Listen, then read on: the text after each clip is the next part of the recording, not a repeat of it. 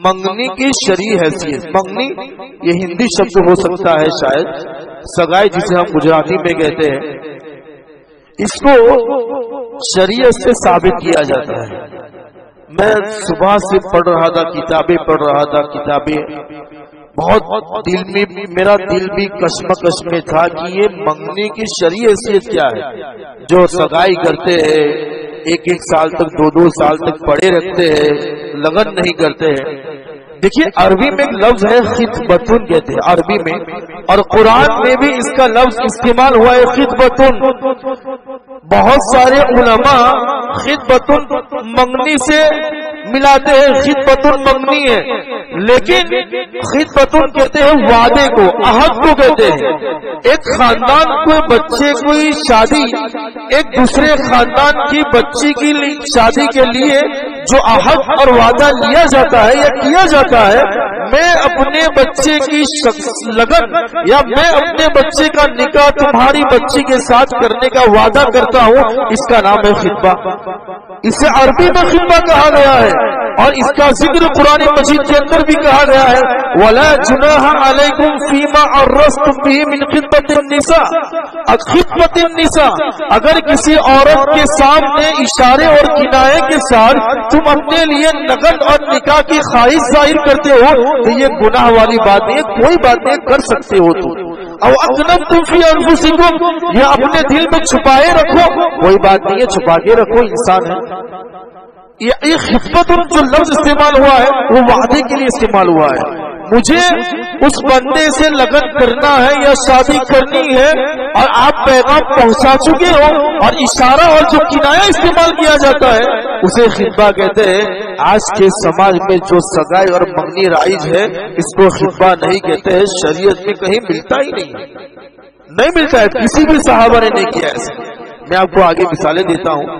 فاطمہ بنت قیس رضی اللہ تعالیٰ عنہا, دیکھیں اشارہ کیسے کیا جاتا ہے اور خطبہ کیسے کیا جاتا ہے. میں آپ کو منگنی کی جگہ پر شریعت سے جو لفظ ثابت ہے اور جو طریقہ ثابت ہے وہ بتا رہا ہوں. فاطمہ بنت قیس رضی اللہ تعالیٰ عنہا اپنے شوہر سے طلاق لے رہی ہے, طلاق ہو گئی ہے, وہ عدت گزار رہی ہے. فاطمہ بنت قیس رضی اللہ تعالیٰ ایک صحابیہ ہے, ایک زبردست صحابیہ ہے, طلاق ہو چکی ہے ان کی, اور اپنی تیسری طلاق ہو چکی ہے ان کی, عدت گزار رہی ہے.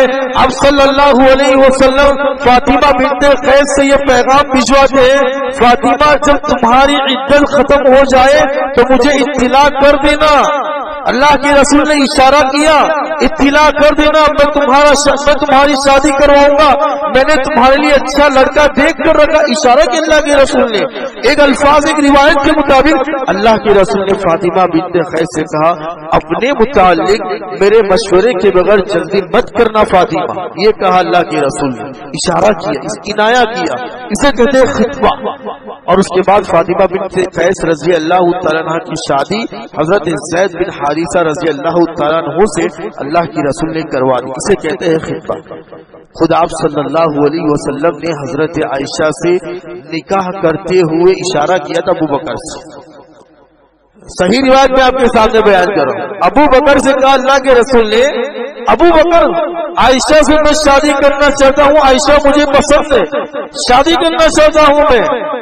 تو ابو بکر صدیق رضی اللہ تعالیٰ عنہ آپ سے کہا اللہ کے نبی میں تو آپ کا بھائی ہوں. الفاظ ہیں یہ میرے بھائیو, حدیث کے الفاظ میں آپ کے سامنے بیان کر رہا ہوں. اللہ کے نبی میں تو آپ کا بھائی ہوں, کیسے شادی کر سکتے ہیں آپ؟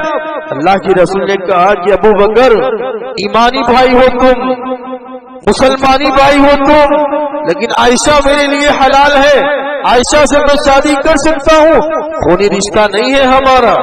ابو بکر صدیق رضی اللہ تعالیٰ عنہ کو سمجھایا, اور خود حضرت عائشہ رضی اللہ تعالیٰ فرماتی ہے میرا نکاح اب صلی اللہ علیہ وسلم سے 6 سال کی عمر میں ہوا, 6 سال کی عمر میں ہوا, اور میری رخصتی ہوئی جبکہ میں 9 سال کی تھی. اور آپ صلی اللہ علیہ, پورا واقعہ بہت بڑا ہے, میں وہ بیان نہیں کروں گا آپ کے سامنے.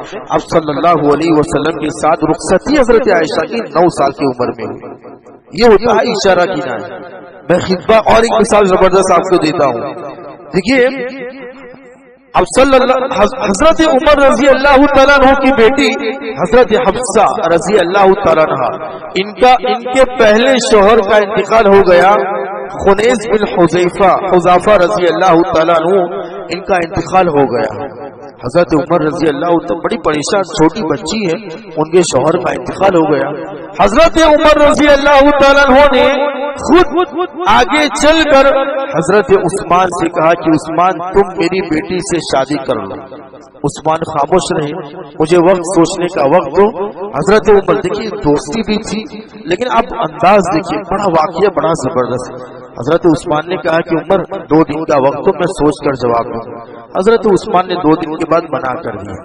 حضرت عمر رضی اللہ تعالیٰ عنہ حضرت ابو بکر کے پاس آئے، ابو بکر سے کہا کہ ابو بکر تم میری بیٹی سے شادی کر لو۔ ابو بکر صدیق رضی اللہ تعالیٰ عنہ خاموش رہے، کچھ بھی جواب نہیں دیا۔ حضرت عمر فرماتے ہیں، حدیث کے اندر الفاظ ہیں، عثمان سے زیادہ تکلیف ابو بکر کے اس رویے نے مجھے دی ہے۔ عثمان سے زیادہ تکلیف ابو بکر جو خاموش رہے، میرے دل کو بڑی تکلیف پہنچی، میں چلا گیا وہاں سے۔ تھوڑے دنوں کے بعد آپ صلی اللہ علیہ وسلم نے حضرت عمر سے کہا کہ میں حفصہ سے شادی کرنا چاہتا ہوں۔ حضرت عمر نے راضی خوشی سے حضرت حفصہ کی شادی آپ صلی اللہ علیہ وسلم سے کروا دی، رخصتی ہو گئی، اور رخصتی ہونے کے بعد ابو بکر صدیق رضی اللہ تعالیٰ عنہ آپ صلی اللہ علیہ وسلم کے پاس آئے، اللہ اور کہا ابو عمر کے پاس آئے اور عمر سے کہا کہ عمر جب تم نے مجھے حفصہ کے بارے میں پیشکش اور رائے کی تھی کہ تم اب میری بیٹی سے شادی کر لو، میں خاموش رہا تھا، مجھے معلوم ہے تمہیں تکلیف پہنچی، میں جانتا ہوں کہ تمہارا من دکھ ہوا تھا، لیکن یہ بات بھی یاد رکھ لو اس وقت آپ صلی اللہ علیہ وسلم نے تمہاری بیٹی سے شادی کرنے کی میرے سامنے اچھا ظاہر کی تھی، اور میں اس بات کو راز رکھنا چاہتا تھا۔ یہ خطبہ کہتے ہیں میرے بھائیو، خطبہ کہتے ہیں، دیکھیے میرے بھائی، خطبے کا اشارہ وعدہ کسے کہتے ہیں، اور میں راز رکھنا چاہتا تھا اس لیے میں نے آپ کو جواب نہیں دیا۔